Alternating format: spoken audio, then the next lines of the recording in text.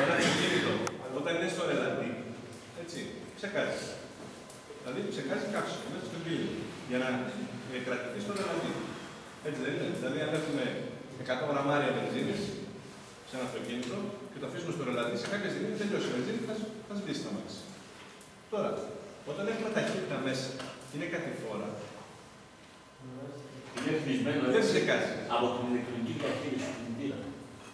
Είναι ρυθμισμένο έτσι ώστε όταν ανεβαίνει μια κατηφόρα με ταχύτητα χωρίς να πατάς γκάζι, ο κινητήρας έχει μηδέν κατανάλωση. Δεν ψεκάζει βενζίνη. Είναι ρυθμισμένο από την ηλεκτρονική διαχείριση του αυτοκίνητου. Το έχω και παρακάτω, άλλαξε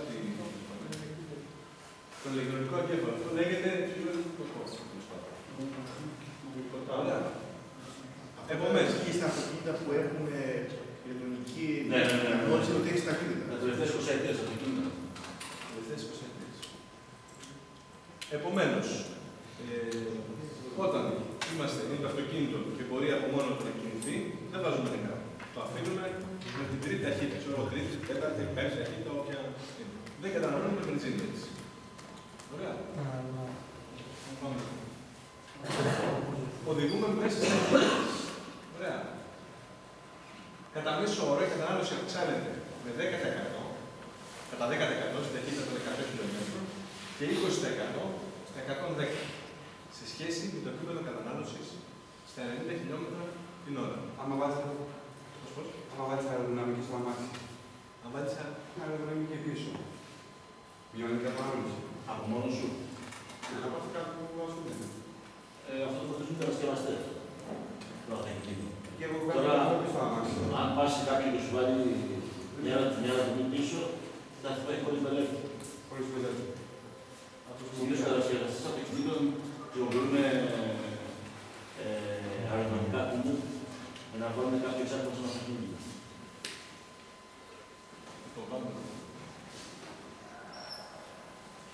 Τώρα, σε σχέση με αυτό που είπαμε πριν, δεν σημαίνει ότι με μικρή ταχύτητα καταναλώνουμε λιγότερο. Το σύνολο των χιλιόμετρων που μπορεί να διαχειρίσει κανείς με άλλο καυσίμου μειώνεται δραματικά η ταχύτητα σε κάτω των 50 χιλιόμετρων. Και επιπλέον αυτό δεν είναι και ασφαλές. Δηλαδή να πηγαίνουμε με 30 χιλιόμετρα στη δεξιά πλευρά του δρόμου δεν είναι και ασφαλές γιατί θα αναγκάσουμε τους άλλους οδηγούς να μας προσπεράσουν και να μπουν στο τρίτο ρεύμα. Ωραία, μπορεί να τους εκνευρίσουν. Όχι, μπορεί, είναι σίγουρο. Είναι σίγουρο. Γι' αυτό λέμε με μέση ταχύτητα. Έτσι, μια ταχύτητα. Και μέσα στα όρια. Εδώ είναι σταθερή ταχύτητα πορείας. Είναι αυτό που είπα και στην αρχή, ότι δεν πατάμε απότομα γκάζι και δεν πατάμε και απότομα φρένο. Έτσι. Θα πρέπει να επιταχύνουμε σταδιακά και ομοιώνουμε.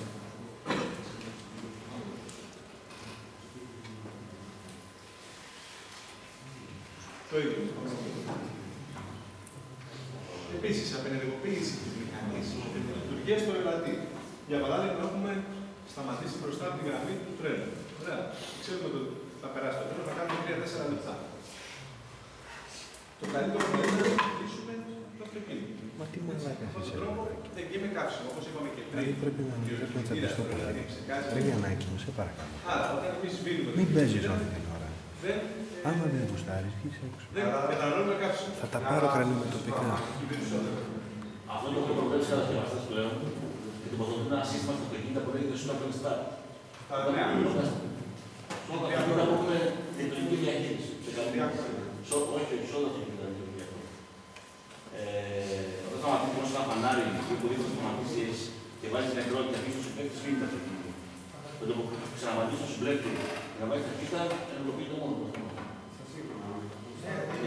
Όλα τα αυτοκίνητα που είναι ηλεκτρονική διαχείριση έχουν την ίδια λειτουργία ακριβώς. Αυτό είναι τεχνολογία 3-4 χρόνια. Το Super Start. Τα οχήματα με ηλεκτρονική διαχείριση κινητήρα, με ψεκασμό δηλαδή, έχεις μικρότερη κατανάλωση καυσίμου όταν το σβήσεις, περιμένεις ένα λεπτό και το ξανανάψεις για να φύγεις. Σε φανάρι, σε γραμμές τρένου, σε κοντινάρισμα. Δεν είναι όπως είναι τα παλιά παλαιότητα που με κάτι που χρησιμοποιούσε μεγαλύτερη ποσότητα βενζίνη να πάρει μπροστά. Καταλάβαμε αυτό. Ναι.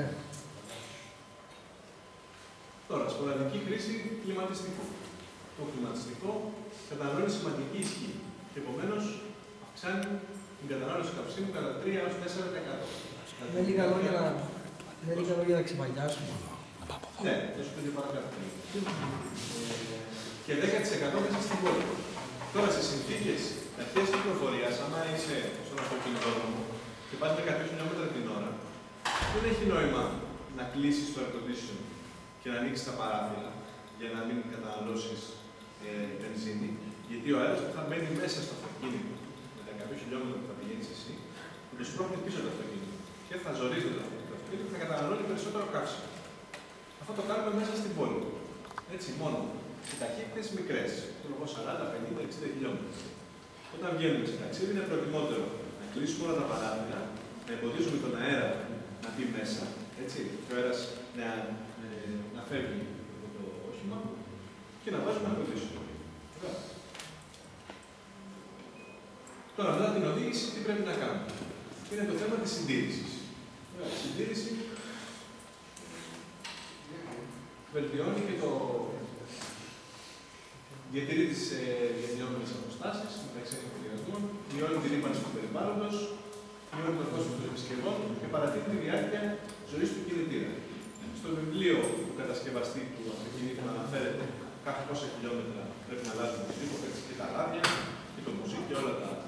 Οπότε πρέπει να κάνουμε τα απαραίτητα σέρβις. Και αν τα τηρούμε αυτά, τότε θα παρατείνουμε τη διάρκεια ζωής του κινητήρα. Πήγες αυτής εκεί. Επίσης, έλεγχος στάθμης υγρών. Ελέγχουμε. Αυτά μπορούμε να τα κάνουμε και μόνοι μας. Είναι απλά. Έτσι, ανοίγουμε το καπό του αυτοκινήτου και όλα αυτά φαίνονται κάπου. Δηλαδή, όταν κάποιος πάρει ένα αυτοκίνητο, μπορεί να το βρει. Το ελέγχουμε τα λάδια, το ψυκτικό. Τώρα το λάδι του φορτίου μετάδοσης είναι δύσκολο να το ελέγξουμε μόνοι μας. Έτσι. Τα φρένα, το υδραυλικό σύστημα εκπομπής που είναι η οδήγηση και όλα αυτά. Μετά τα στομωμένα φίλτρα αυξάνουν την κατανάλωση καυσίμου έως και 10%. Άρα θα πρέπει να φροντίσουμε για την αντικατάσταση. Αναμάρεις Δευτέρας. Δευτέρας. Μεγαλύτερη κατανάλωση. Μεγαλύτερη κατανάλωση. Ναι. Ξεφεύγεις πάλι από τα στάνταρ που έχει θέσει ο κατασκευαστής στην ηλεκτρονική διαχείριση του κινητήρα. Έχει βάλει ένα πρόγραμμα ο κατασκευαστής. Σύμφωνα με αυτά τα στάνταρ που έχει βάλει το κινητήρα. Αν είσαι αρχίσει και πέσει το κινητήρα, θα στην κατανάλωση. Από τα κίνητα, αυξάνει. Όχι. Όχι. Σκέτο το φίλτρο, όχι. Με συγχωρείτε, πάνω σε αυτό μπορώ να κάνω μια ερώτηση. Και για να είναι σωστή η διαχείριση, πρέπει να το βάλεις στο υπολογιστή τον εγκέφαλο και να το φτιάξεις. Πρέπει να μην το φτιάξεις καθόλου, να κάνεις ένα πιο γρήγορο αυτοκίνητο. Εντάξει, λέω μήπως μπορείς να κάνεις μια τέτοια μετατροπή.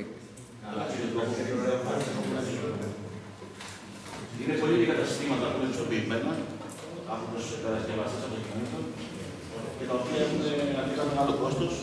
Οπότε συνήθως στα μικρά αυτοκίνητα, στα μικρά κυβερνητικά αυτοκίνητα δεν συμφέρει. Μιλάμε τώρα για κόστος όφελος, το πόσα χρήματα θα καταναλώσεις και τι θα πάρεις.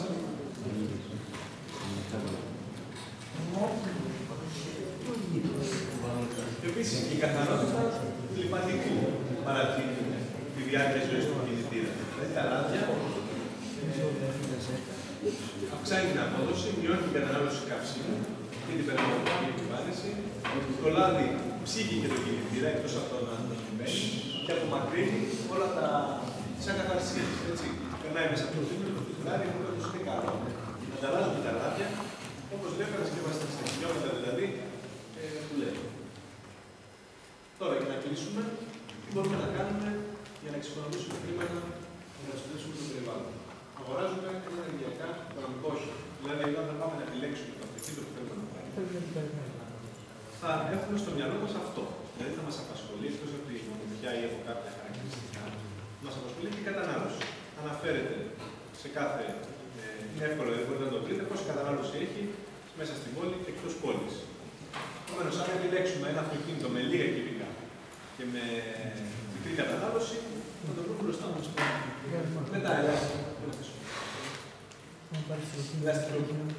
ελαχιστοποιούμε τις απαιτήσεις μετακίνησης με το αυτοκίνητο. Όπου μπορούμε δηλαδή. Φέρνουμε το τρένο, πάμε τα πόδια. Ή αποφεύγουμε για μικρές διαδρομές να παίρνουμε το αυτοκίνητο και να επιβαρύνουμε έτσι κυκλοφορία και να έχει και βενζίνη. Μετά, πρέπει να έχουμε συνέστηση της κατανάλωσης. Δηλαδή, πρέπει να οδηγάμε και να το έχουμε στο μυαλό μας αυτό. Κάποια αυτοκίνητα έχουν σωματωμένο δείκτη κατανάλωσης καυσίμου. Δηλαδή, στα λίτρα πηγαίνουμε στα 100 χιλιόμετρα. Και ανάλογα με το πόσο οδηγάμε, τόσο δείκτη πηγαίνει στο 30, που είναι 30 λίτρα στα 100 χιλιόμετρα, ή στο 5, έτσι που είναι το οικονομικό. Επομένως, θα πρέπει να το έχουμε στο μυαλό μας και αυτό.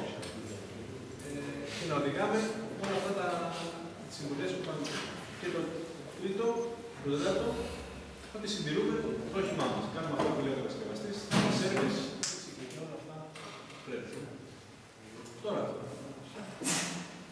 αν ακολουθήσουμε αυτές τις συμβουλές, τα ωφέλη που θα έχουμε, τόσο από οικονομικά και στο θέμα της οικολογίας, όπως είδατε και στο βίντεο, μιλάμε και για ασφαλή οδήγηση.